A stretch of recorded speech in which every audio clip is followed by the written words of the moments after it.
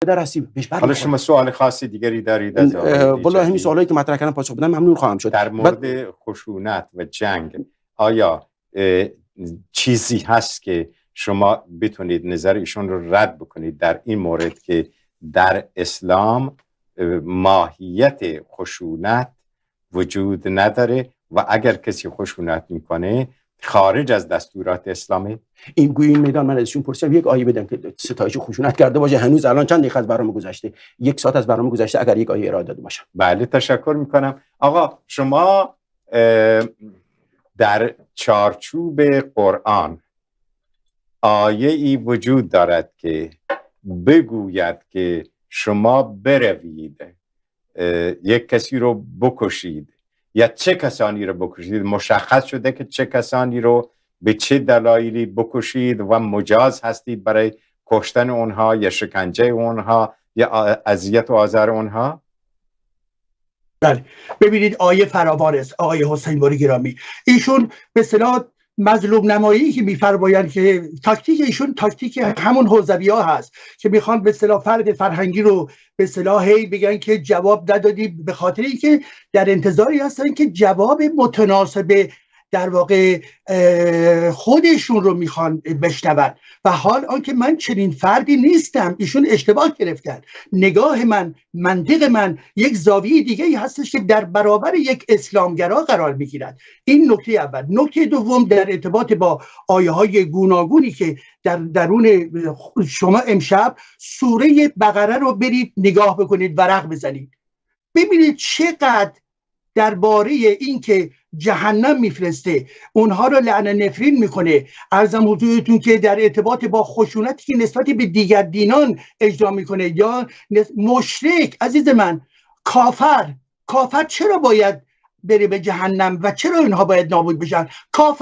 من کافر هستم. آقای هاشمی با من چه کار میخواید بکنید بر پایه حرف محمد؟ من یک کافر رو میخوان اینها بکشن. به خاطر چی؟ به خاطر اینکه در درون قرآن اومده که کافر در واقع تجلی بدی مطلق هستش. و این کافر یعنی چی؟ یعنی همون زاویه و هسته فکری هستش که بر اساس اون جهاد علیه جهان مدرن معنا پیدا میکند. یعنی جهان مدرن به عنوان جهان در واقع کفر. پس برابر این کسانی که در واقع اسلام رو قبول ندارند و قرآن رو قبول ندارند، جز کفر چیز دیگری نیست. اینها یا به جهنم خواهند رفت، یا اگر دست خدا در روی زمین بر واقع بلند بشود، همینجا میشه ترتیب اینها رو داد. ولی به هر حال رستگاری اینا نخواهند داشت. این یک نکته. نکته بعدی، ایشون در ارتباط با این میگوید بیبندوباری. آقای عزیز، شما در چه جهانی داری زندگی میکنی؟ چرا از بیبندوباری مردان کسی صحبت نمی کنی؟ چرا از بیبندوباری مردان قلدر صحبت نمی کنی؟ چرا از بیبندوباری مردان دارای فرهنگ در واقع مرد سالارانه حرکت نمی کنی؟ شما در درون قرآن آنچه که هستش مرد سالاری هستش، به هیچ وجه در ارتباط با زن نیست. چرا در درون قرآن نصف در واقع ارث گذاشته شده؟ شما میگویید که به این خاطر که در اون زمان مسئولیت با به اصطلاح مردم بود. خب امروز شما چه کار میکنید؟ تمام فقه شیعه و یا فقهی که بر پای این میخواد بنا بشه، تمام اینها رو شما باید بریزید دور. عزیز من، شما زمانی که زن رو اجازه نمیدهید که در ارتباط با قضاوت داشته باشد، شما بر اساس آنچه که در قرآن هستش گفته می شود که 4 تا زن می تواند در رخت خواب مرد بیاید، به خاطر اینکه لذتی که برای مرد باید حاصل بشه باید کامل بشه. از نگاه اسلام زن یعنی دو چیز: یک، باز تولید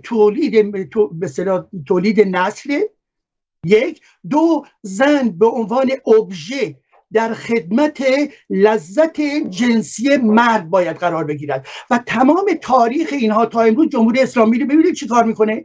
جمهوری اسلامی از مسئله حجاب جلوی از ایدئولوژی اهریمنی اینها هستش. بنابراین همون چیزی که در درون قرآن هست، همون چیزی که در واقع سنت شیعه‌گری بوده، امروز نیز ادامه دارد. پس بنابراین مسئله بیبندوباری و غیره اینها همه، ببخشید عزیز من، اینها حرفای بسیار کهنه و عقب افتادی از شما در این تلویزیون حداقل به عنوان یک جلوه از مدرنیزاسیون در نظر بگیرید، این حرفای بی‌بندوباری اگر خانم ها در کنار شما باشن به شدت علیه شما اعتراض میکنن. شما جانب مردان در واقع خشونتباری که ضد زن هستن رو دارید و این برخلاف مدرنیته است.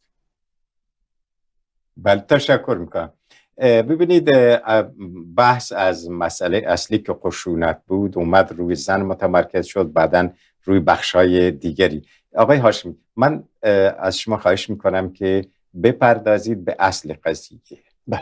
آیا اون چی که در اسلام امروز مثلا طالبان، حکومت اسلامی، بعضی از تروریست ها انجام میدند و خشونت رو در سطوح مختلف جوامع اسلامی بیرون کشیدند، این از کجا ناشی میشه؟ و همین رو میخوام از آقای ایجادی هم بپرسیم که این آیا ارتباطی به ماهیت اسلام داره یا برداشت افراد هست از اسلام که این گونه حرکت ها رو انجام میدن؟ بله، اگر اجازه چون مطالب مطرح کردن بی پاسخ نمیشه گذاشت. من احساس می‌کنم چون بحث شما به اون اشاره بکنید بعداً به این. چون بحث به بن‌بست رسید ایشون رفتن سراغ زن، چون من سوال‌هایی مطرح کردم ایشون هیچ کدوم از این سوال‌های منو پاسخ ندادن. خب رفتن سراغ زن. من اشکالی نمی‌بینم، بحث زن میخواد بره، بحث مرد میخواد بره، بحث کودک، همه اینها میریم، ولی به نظر من خب بایستی را ایشون میگه که شما بحث دیکتاتور هست، شما جانب مردهای قلدر کثیف فلان. من کی جانب مردهای قلدر کثیف گرفتم؟ آیه حسین بر شما داور باش، من تا حالا ظلم کردم به زنها؟ گفتم یا جانب مردهای قلدر کثیف گرفتم؟ گفتم من برابره، بین زن و مرد برابره. اگر اون مرد قلدر کثیف شد، خب اونم باعث تنبیه توبیخ بشه، اسلام قانون گذاشته. خب حالا ایشون به هر دلیل، خب شاید من نمیدونم برای چی، به احساس میکنم بحث مظلوم نمایی است یا بحث چیزی دیگری است، به این سمت رفتن و جالب نبود. ایشون میگه اسلام گفته منو کافر را بکشید، قرآن گفته من کافر را میخواهند بکشن. دوباره این سوالی به سالهای قبل اضافه شد. یک آیه از قرآن، آقای سیمبار، این زبان من مو در آورد، یک آیه از قرآن گفته کافر را بکشید. کجاست که گفته کافر را بکشید؟ بعد گفته به زن اجازه قضاوت نمیدهید. یک آیه از قرآن گفته به زن اجازه قضاوت نمیدهید. یک سوال دیگه، من این تحدی به ایشون، آقا یک سوره به بزرگی در قرآن از به نام سوره نساء، سوره زنان، سوره مریم گرفته تا سوره های دیگر، ایشون یک سوره از قرآن معرفی به نام سوره رجال، سوره مردان وجود داره یا نه؟ نداره. این میدان بذارت معرفی کنن از قرآن. چرا قرآن اومده به زن احترام گذاشته؟ بلکه پیامبر خدا در روز حجت الوداع معروفه، گفت که من به شما سفارش میکنم به حقوق زنان احترام بگذارید، به زنان ظلم نکنید. وصیت نامه پیامبره، اما اونجا نمیگه به حقوق مردان توجه کنید، میگه به حقوق زنان توجه کنید. زن عنصر مهم جامعه است، به زن باعث احترام گذاشت. زن پایه و اساس جامعه است. به همین خاطر ایشون برای من فکر میکنم که مباحث رو با هم کمی خلط کردن. سوال من پس یادم گفته کافر باید به جهنم برود. بله، ما معتقد هستیم بر اساس دین ما کسی کافر، خب ایشون که میگه جهنمی وجود نداره، مگر جهنمی وجود داره از نظر ایشون؟ خب وقتی جهنمی وجود نداره که هیچ دیگه. چرا ایشون نگران هستن؟ اگر ما مسلمانان بله میگیم ما جهنم، هر کسی کافر شد وارد جهنم میشه. بعد میگی آیه های فراوان، تاکتیک های حوزوی هست، حالا اسمش هر چی میخواد بگذار، تاکتیک های حوزوی غیر حوزوی. آقا من سوال پرسیدم، شما ناراحت شدید باشه، این سوال ها رو میگم که آقا دیگه پرسیده نشه، یعنی برای اینکه ایشون ناراحت نشه. گفته 4 تا زن در رخت خواب باشه. شما که میگید آزادی جنسی وجود داره، هر مرد با هر چقدر 40,000 تا زن هم میتونه رابطه داشته باشه. آزاد چرا الان از 4 تا زن ایشون ناراحت شدن و این مطلبی که مطرح شده؟ مسئله اینجاست که ببینید داعشی ها و رژیم خامنه‌ای و خدا ناباوران معتقد هستند که میگه قرآن گفته باید بکشید، باید ظلم کنید، باید نمی‌کنید. ما میگیم آقا قرآن اینو نگفته، قرآن گفته احترام بگذارید. اما شما بحث پرسید که بحث تروریست هایی که در واقع در شرق و غرب به نام داعش و نمیدونم طالبان و رژیم خامنه‌ای و غیره ترور محکومه. مگر من خدمتتون عرض کردم آقا در کتاب اوستا، در کتب تاریخ، در انوشیروان غیر ذالک وجود داره که مثلا عرب ها رو میکشتن، نمیدونم فلان میکردن. آقا من گفتم این ربطی به دین داره؟ نداره ربط. جنگ صلیبی‌ها 200 سال جنگ صلیبی‌ها صورت گرفت. من میگم این دین عیسی است. این سرزمین‌های اسلامی جناب آقای حسین پور شما بخونید، سرزمین‌های اسلامی چند تا از امن‌ترین سرزمین‌های اسلامی است. چند تا از این امن‌ترین سرزمین‌های اسلامی متعلق به مسلمانانه. میدونید یعنی چی؟ من میخونم خدمت بینندگان عزیز. شهر ابوظبی، دوحه، شارجه، دبی، مسقط عمان، اینها لیستی از سایت های اسلامی نیست، سایت های غیر مسلمان لیستی از امن‌ترین سرزمین های اسلامی معرفی کردن. خب یعنی چی؟ یعنی اسلام پیام صلح، پیام امنیت رو داره. حالا این سوال که شما کوتاه جواب بدید خواهش میکنم آقای ایجادی هم همینطور. بله، چطور شده که این امروز دنیای اسلام از ایران تا افغانستان تا داعش این خشونت ها پدید اومده؟ خیلی کوتاه لطفاً. من پاسخ بدم. بله. خب برداشت‌های نادرست که هر کسی بالاخره بر اساس یا بحث مباحث سیاسی بوده، شبیه استالین و لنین و مائو، نمیدونم رهبر کره شمالی، اینها خدا ناباورن. خب چه چیزی سبب شده که جنایت مرتکب شدن و میشن؟